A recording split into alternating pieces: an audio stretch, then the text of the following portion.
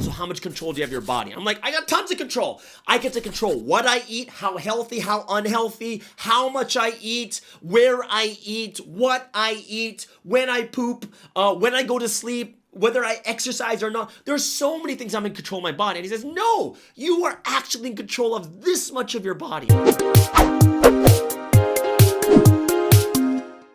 Hey guys, how's it going? Sky here for s.k.y, and thank you so much for joining us here for today's topic. What are you trying to prove?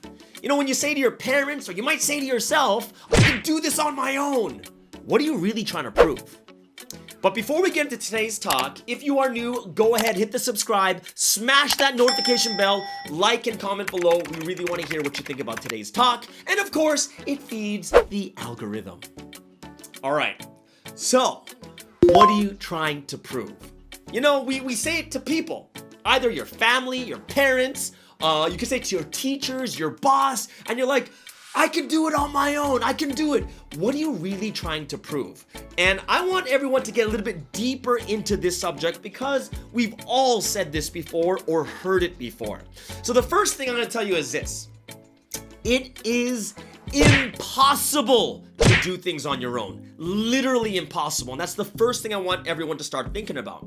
Now, what do you mean? Well, everyone, look at yourself right now. What are you guys doing? You're looking at your smartphone, you're in a cafe, you're at home, you're at work, and look at your surrounding. And I'm gonna ask you this.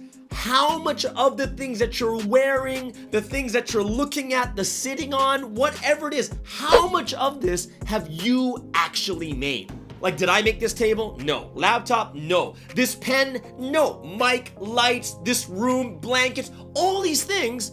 How much have I really made? And the answer is 0. I haven't made a single thing here. 0.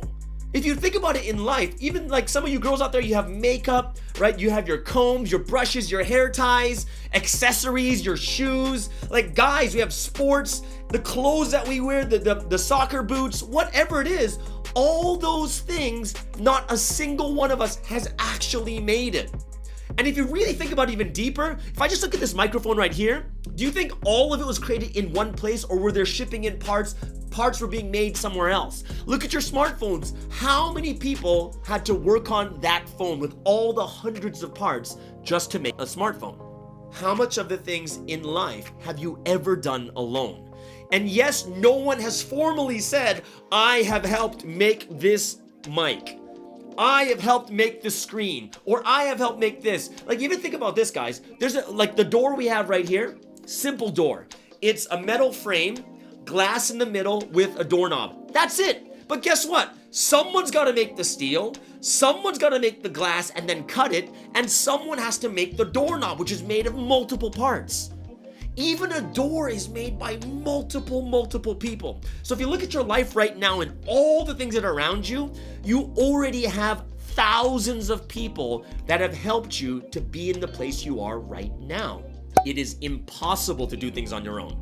Like, this is interesting because for me, where I had this realization about never being alone is when I was at church. I was listening to this one sermon that blew my mind. But the thing that basically the sermon was, God has created everything. Everything was created by God. All we're doing is taking what God has already made and kind of refining it and brushing it up and making it into something else. Human beings have never created, even at the basic resource. If you want to make metal or steel, you have to take rocks and ore and smelt them. Even that, you're taking something that's already made. It's all there for you already. And that's why during that sermon, that pastor's like, you just got to be thankful all the time. Why? Because if you just take a look at the basic stuff in this world, from trees that we need for wood, right? The rocks and the ore for steel and iron and all these other different things, none of it was made by us. It was there already. Even the sun, that's like the most important thing, it's already made for us. We were put on this or created on this earth with everything already made. We have not done anything without God. And when that hit me, I'm like, oh, that makes so much sense. Because even when you look at this world, like I was telling you, it's not just those things, but even going to the grocery store, the meat's already cut and packaged. Someone had to do that. someone kills the cow, someone cuts it up, someone packages it, and then someone has to put it in a truck, a refrigerated truck, which is made of so many other parts, and then sends it to the supermarket, and then I can buy it for like $10. Think about it. There's not a single thing in this world, not a single thing that you do, you've done on your own. This is the first concept I really want people to think deeply about is, you have not done anything on your own. So what are you really saying that I want to do it on my own, right? Don't be afraid to ask for help, because we're never doing it on our own. Don't be afraid to get help from people or to help others, because this is the way the world works. We're like one body of human beings, and we are all helping each other in one way or another. The second concept is a little bit more interesting that I wanted to bring up. The second concept of proving to yourself, like what are you trying to prove, okay? Because now that we know that nothing is done by yourself, then how much is actually done on your own? How much? And the answer is interesting. I would say, this is very conservative though. I would put it in the millions, but I'm gonna say 1 in 10 just to make it simple. 1 in 10 things are actually done by you. 1 in 10, guys. Which means that, 90% is, you're not in control of 90%. Only 10% is in control by you. And this is when I was in seminary. I heard this from my professor too. And he says, just take a look at your body. And you'll see how wonderful your body is, how God created your body. I'm like, okay, so what about it? So how much control do you have of your body? I'm like, I got tons of control. I get to control what I eat, how healthy, how unhealthy, how much I eat, where I eat, what I eat, when I poop, when I go to sleep, whether I exercise or not. There's so many things I'm in control of my body. And he says, no, you are actually in control of this much of your body. And I'm like, prove it. And he says, think about what's going on inside your body. Think of all the organs you have and how much of it is running. I'm like, yeah, that's me. And he's like, but how much of it do you actually control? And the answer is, dude, not much. Like, it's like if you think about it, how many of you are actually consciously controlling your heartbeat? Dude. Oh, like, imagine that'd be the craziest thing if you have to consciously control your heartbeat, or you're blinking, or what about breathing? Imagine breathing has to be controlled, like, okay, oxygen come in, all right, lungs, start working on the oxygen, change it to carbon dioxide. Oh, but then while you're concentrating on that, you forgot to control your heartbeat, so you have people dropping dead everywhere. 90% of your body is involuntary. No one controls it. It's just going by itself, and you control very little of your body. It's just eating, pooping, sleeping, and exercise. There's very few things. And when we realize that we don't control much of ourselves, what do we need to realize? When you're challenging yourself and saying, I can do it on my own, what are you really saying? Well, let's go into the example again. You control 1 in 10, okay? 1 in 10. So you control 10% of what's going on, right? This is just a conservative measure, right? 10%. But how much of that 10% are you doing? Think about this. When someone is fully functional to do things on their own, they are cooking, they're going to the market, they're paying their rent, they're getting a job, they're doing all these other different things. So let's just take a look at cooking itself. That 10%, when you're young, who's doing most of it? It's your parents. Your mom goes to the grocery store, your mom cooks it, you eat it, and then your mom cleans the dishes. Sometimes you clean it every once in a while. They clean out. There's so many things that they're doing of your 10%, which you could do on your own. When you say, I'm gonna do this on my own, it basically means I'm gonna do my 10% fully. Mom, I don't need you to cook. I don't need you to do this. I don't need you to do that. It's really weird if you say, I'm gonna do this on my own, and then you try to find a job on your own, but you still expect your mom to cook for you and clean and do all these other different things. You're not doing it on your own. The fact is, when you're doing it on your own, you shouldn't even be in the house. Or you should be paying rent like a normal person would. Not like this, parents discount is like, usually you'll charge like 10,000, but for you, 500. That is not doing it on your own. It's not doing it on your own. Doing it on your own basically means your 10%, you're fully doing it, which means you are going to the market. You are preparing the food, you are cooking the food, and you are eating and then cleaning up everything. That is doing it on your own. That's what it means. You can't control things that are outside your 10%, and you have to realize this really well, because some of the worst challenges you can do that is a trap for making yourself depressed or making you feel like you can't do things on your own are things like, you know what? I'm going to prove to myself I can get this job. So imagine there's 200 people that are interviewing for the job. Can you really control yourself from getting that job? Really? No. That's part of the 90% where you don't control. Why? You can't make the person interviewing like you. You can't make them hire you. You can't. There's so many things in this world. We challenge ourselves to prove we could do it on our own, but you forget that you don't control everything. And you can't be depressed or discouraged because you didn't get the job. Why? Because you don't control those people. When you realize you don't control everything but just the 10%, the thing you're looking for is, have I done my 10% fully?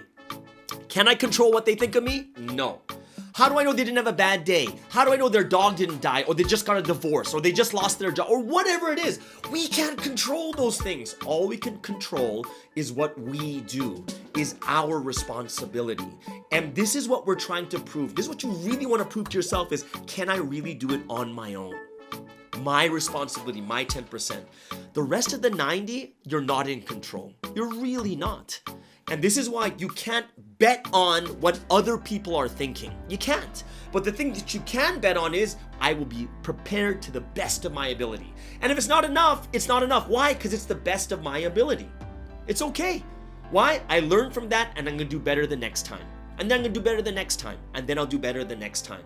What you're really trying to prove is not about other people changing their hearts and their minds. We can't do that.